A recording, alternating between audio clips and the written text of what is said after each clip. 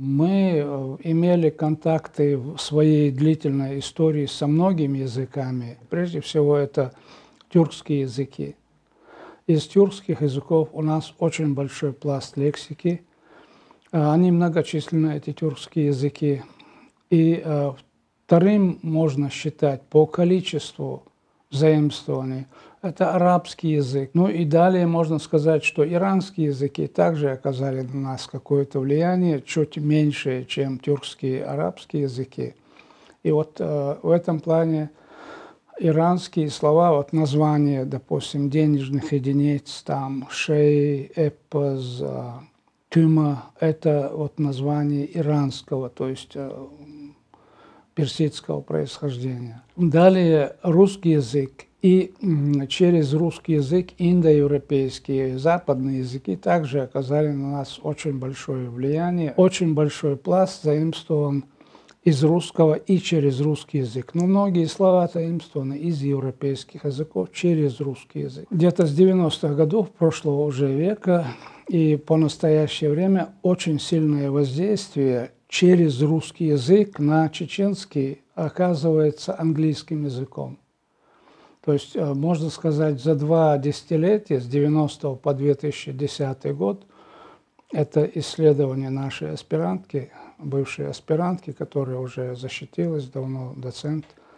Значит, ей установлено около 1000 единиц английских слов, которые проникли в чеченский язык через посредство русского языка. Ну и когда говорят, вымирает язык там и так далее, это очень непростой вопрос, понимаете?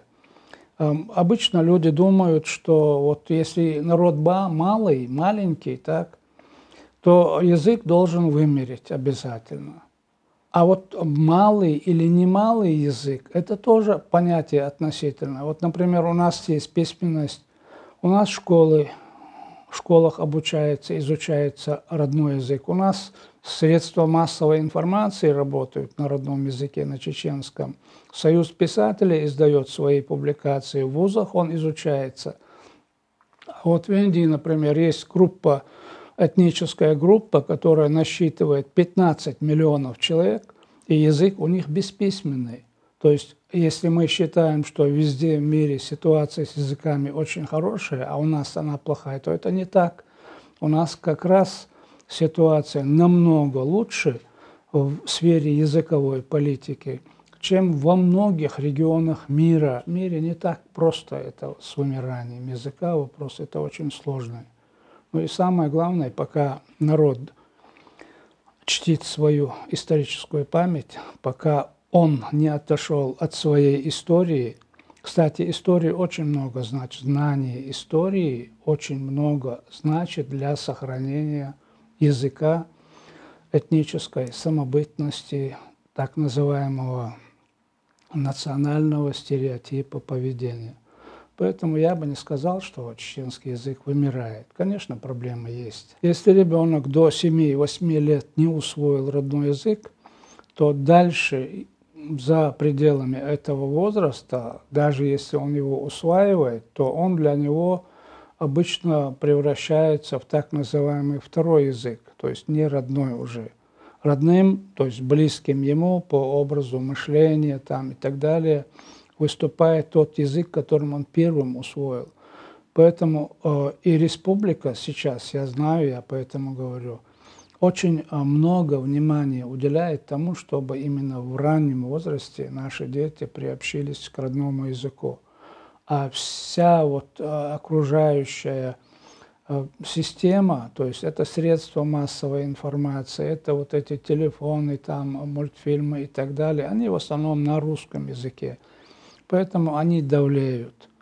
Но и наша задача, чтобы через систему дошкольного обучения, воспитания и особенно в начальной школе дети усваивали нормы родного языка. Но это касается и родителей. Семья очень много значит. Язык, в принципе, перестает существовать, то есть начинает уходить, когда в семье родители перестают передавать язык, родной язык своему потомству, то есть своим детям.